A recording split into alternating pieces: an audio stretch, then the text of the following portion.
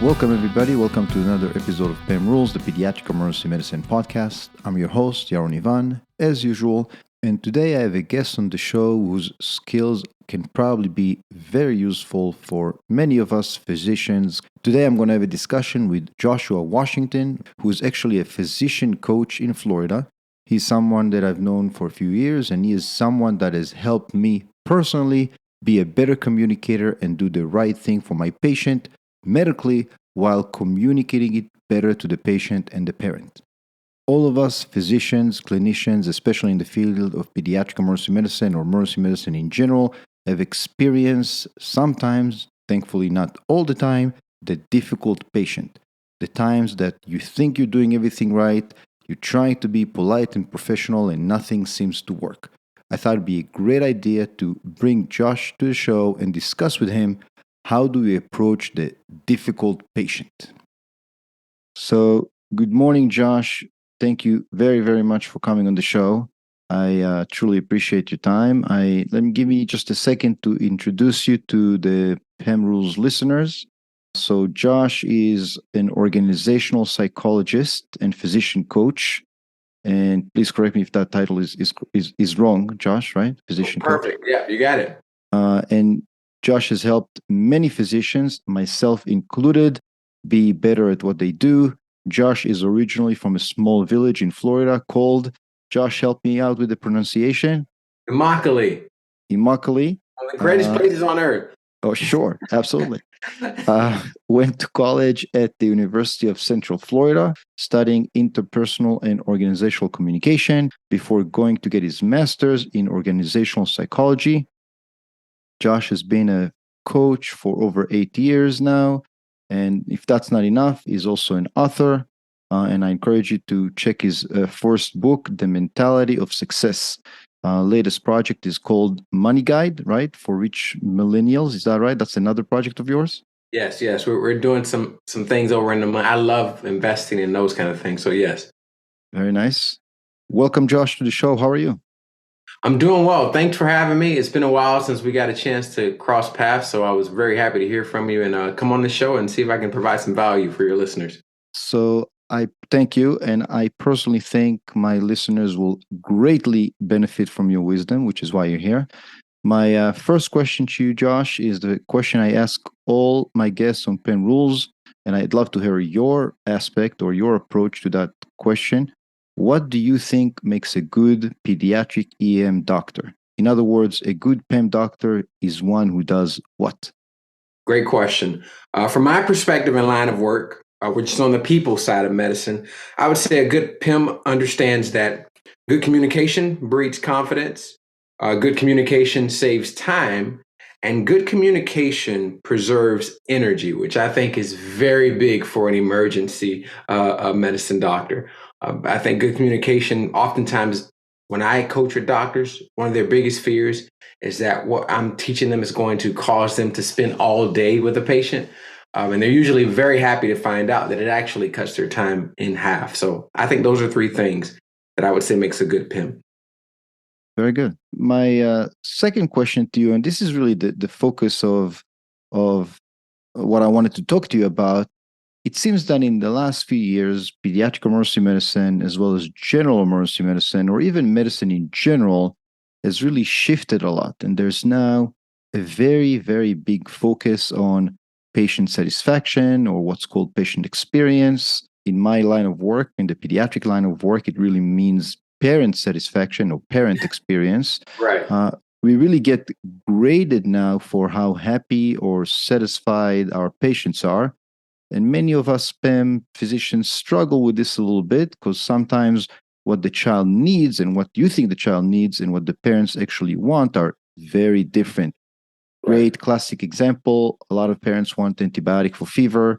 You know the fever is from a virus and antibiotics is not indicated. And that starts a very difficult situation. What advice do you have for us PEM doctors to help us be better in communication and better relate to the parents and do a better job explaining that the child is going to be okay, doesn't need antibiotics, etc.? I personally have some of my own communication rules I'll share with you after, but what advice would you have for us? Yeah, I think it's a really good question. Let's start with like the fundamentals, all right? And I just for those who are listening and you don't know me, just a little bit of context. I worked for one of the largest healthcare systems in the country. We're talking over like 4,000 doctors and like the patient experience, the corporate side of patient experience. But I didn't come from healthcare. So when I came to this situation and challenge, I really approached it with a curious mind. And so when I began coaching doctors, I always asked them a very important question when we first started. And it was, hey, what is the most important thing that you want a patient to leave an interaction with you saying about their experience? And you want to guess what the number one answer was for every doctor? Just about every doctor asked this question to. Sure. The number one answer was confidence. I want patients to feel like I know what I'm talking about as a doctor, which makes sense because doctors, their mindsets are very much scientifically driven. Facts, figures, truth or not true, but what I had to explain to a lot of the doctors, and I think where a lot of the context gets missed is patients aren't looking for your clinical competence. They can't measure that. They cannot measure your clinical competence. And so they're at a disadvantage. So what do they revert to instead? They measure your ability to communicate your competence in a way that builds confidence. So what does that mean? That means the issue is not about your competence, it's about trust. And so oftentimes I encourage doctors, especially when it's an angry parent, we know some of the basic fundamentals are if the parent feels like you are listening to what they're saying and you understand what their fears are, and I think you should take it even further. You want to like verbally acknowledge those fears. Or mom, it sounds like you're a little bit frustrated. Or mom, it sounds like this scares you a little bit. Tell me a little bit of why. And when you can get to the foundation of what's driving the emotion, because that's usually what ruptures the experience is the negative emotion in the room. And so I always encourage and equip doctors to be able to extract that emotion so we can talk about it, allow it to air out. And then there's trust now because he or she feels understood. And now you can move on to the competence portion. So I'll pause there because I know you have some good stuff too, doctor. No, this is excellent advice. And again, I can tell you as a physician, as a PEM physician, I've been in that situation many times, and it's those kind of advice that kind of help me out, be a better communicator and set the stage for better care. So I love that. My next question to you is, I have some of my own rules for communication, and I'd love to know what you think about them, and maybe you can sharpen them for us. So my PEM rules, rule number 52, don't tell parents what you want, tell them what you need. So don't tell people what you want, tell them what you need. And PEM rule number 63 that I have, parents, families need to know three things upon discharge from the ED. What is the problem, what to do for the problem, and what to come back for. So what do you think about those two rules of mine? Okay, let's start with the first one. Don't tell them what was the first one. Tell them what you need, not Don't what tell people what you want, tell them what you need. I will say that is a good rule, but I want to give it a little bit more. I want to enhance it a bit. I would say find out what people need.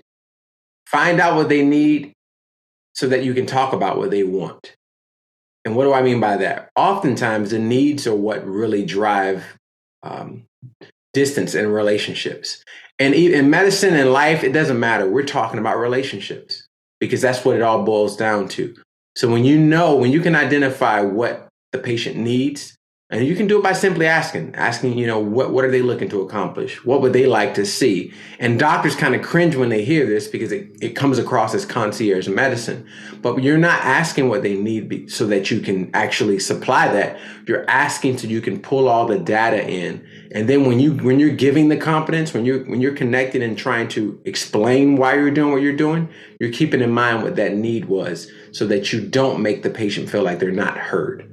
I saw a therapist once and she said, hey, do you want to be right or do you want to be in a relationship? And that's often what it boils down to when you're talking to patients. You can be right later, but right now focus on the relationship. What was the second one again? Parents, families need to know three things upon discharge from the ED. What is the problem, what to do for the problem, and what to come back for. I love that because here's what I usually teach. I'll coach a doctor. I'll give you all a freebie here today.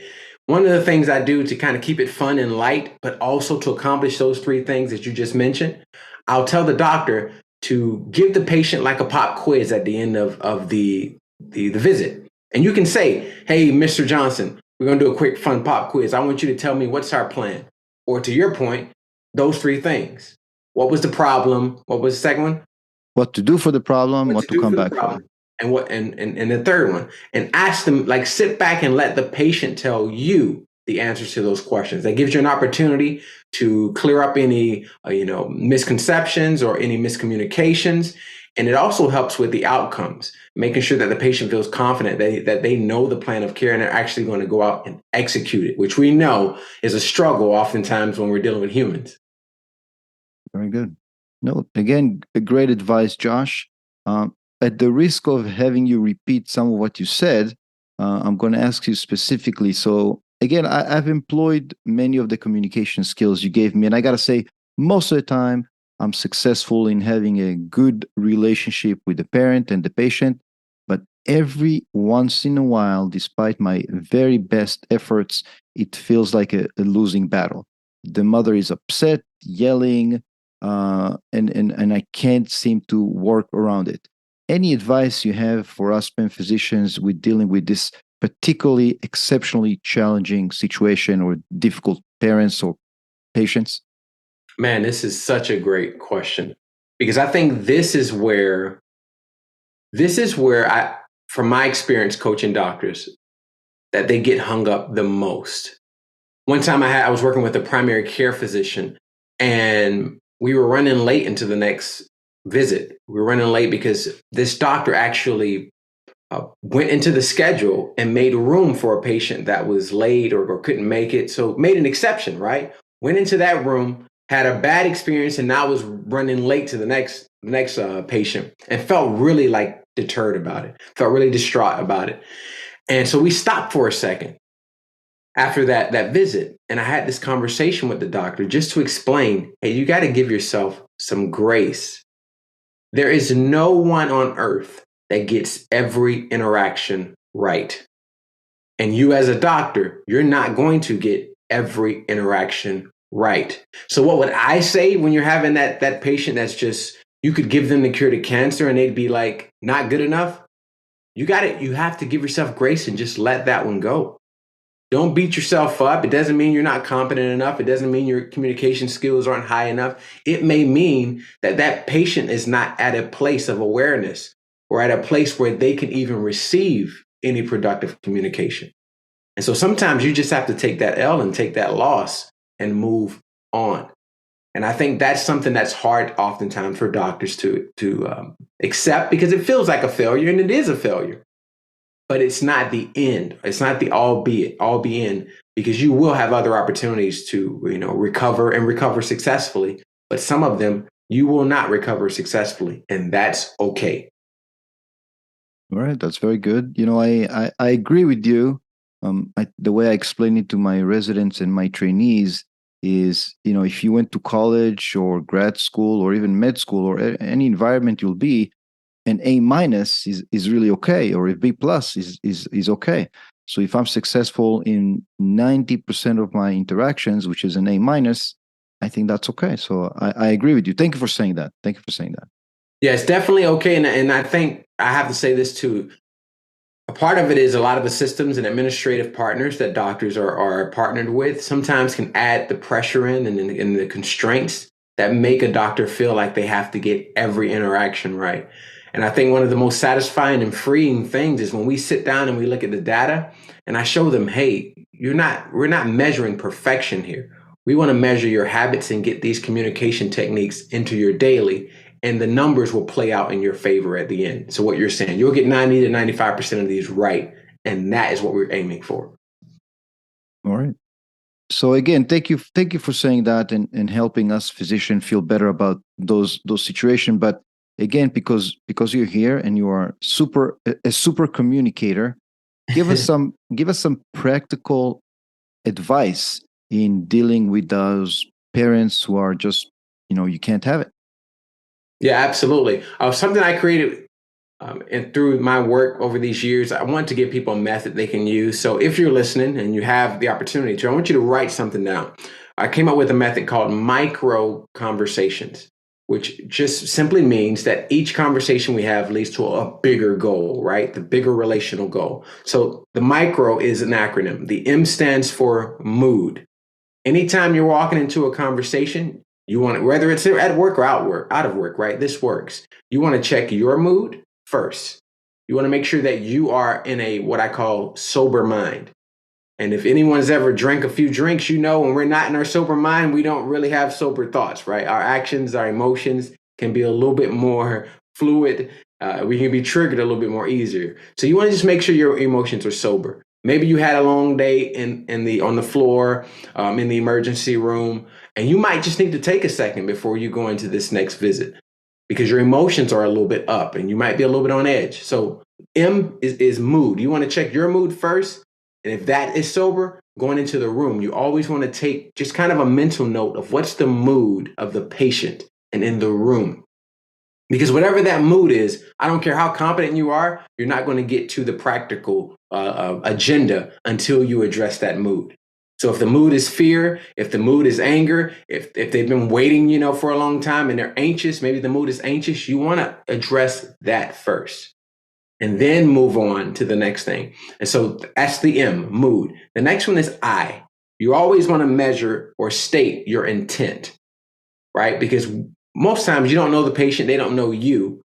Even though you are a well-established doctor, the world we live in today, it's a good idea to walk in and say, hey, here's my intent. Here's what I'm intending to do. And that intent needs to always be connected to the good of the patient, okay? You don't lie, don't be unethical, but make sure it's connected to the good. Even if it's, hey, I want you to leave here tonight with a solution to this. That's my intent. Doesn't mean you will leave, but that's my intent. The second half of that is impact. We don't have time to talk about that today. But intent, and then the C there is challenge, right? We're spelling micro. The C is challenge. If there's a challenge that comes up, or you say, hey, here's my intent, right? I want you to leave here with this outcome, but here's the challenge. We have this thing. And that's where you can bring up, let's say that, like you mentioned an example earlier where there's a fever and they want antibiotics for it, but that's not going to work. You can say, hey, my intent is for that child to leave here without a fever, but here's the challenge. Antibiotics isn't going to solve this, right? So now you're working through, you've worked through those 3 steps. And then the last 2 are results and options. You want to make sure that when it comes to the results, that you are clear on what to expect. Keeping expectations tempered so that there's no gray areas for anyone to make assumptions, because where there are areas for gray, people make assumptions, right? And if you can't give results, you want to refer to options. You want to give them, hey, here's 2 to 3 things that we can do. That makes the patient feel like they have a sense of ownership, a sense of autonomy, they have a sense of control, but you're giving them 2 to 3 options that are based on your best clinical and your best competence for what can get them to the solution they desire. So that's kind of a step process that we kind of coach through to help them get into the habits of using that when they walk into the exam room. Hopefully that helps. No, that's excellent. So the micro conversation method, mood, intent, challenge, results, and options. Very good. Excellent. Josh, these were really, really great advice. I truly appreciate you coming on the show. Again, us pediatric providers, pediatric emergency providers, every once in a while struggle with not having as good communication skills as we would like. So those advice are certainly great. I appreciate you coming on the show. And if you like what you heard, please check out Josh's book, The Mentality of Success, to get more advice and hopefully even improve your communication skills even more. Lastly, Josh, I have a custom on the show. Every guest get to choose their outro. And I guess you wanted to hear Shining Star by Earth, Wind, and Fire. Is that right? Tell me about Earth, Wind, and Fire. I got to be honest, not very familiar. Oh, man. Are you serious? Earth, Wind, and Fire. That's that. Listen, if you're not familiar, then after today, this is going to be between. You love to play, so you're going to love this. I guess I'm going to have to learn Shining Star by Earth, Wind, and Fire, especially for you, Josh. Especially for you. Yes, please. Thank you. Josh, thank you so much for coming on the show. Truly appreciate it and truly appreciate those good advice. Thank you for having me. And that is it for today, guys. Thank you very much for listening. Thank you, Josh, for your skills and your wisdom. Certainly very useful tools for us clinicians, those of us who have to deal with the difficult patient, luckily just some of the time. Again, thank you for listening to PEM Rules. Thank you for supporting the podcast and the website. Please continue to communicate right back. If there's anything you want to hear about, if there's any guest you think that I can benefit from having on the show and you can benefit from listening to, please let me know. You can contact me through the website, through the Facebook page, whatever works for you. Thanks again for listening. The following outro is Josh's request. Great song by Earth, Wind, and Fire called Shining Star. Gotta be honest, never heard of it, but thank you, Josh, for introducing me. Great music, great guitar line, great bass line also. Thanks again and have a great day.